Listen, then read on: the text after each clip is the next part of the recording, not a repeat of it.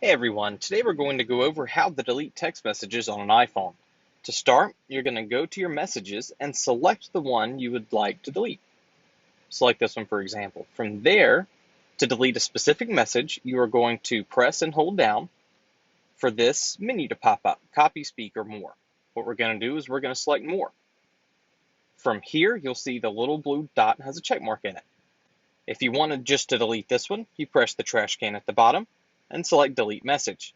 Now from here, you can select multiple messages at a time and it will delete those messages.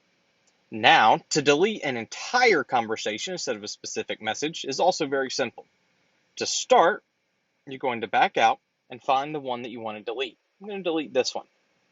So from here, you're going to swipe to the left and it's going to have a trash can pop up.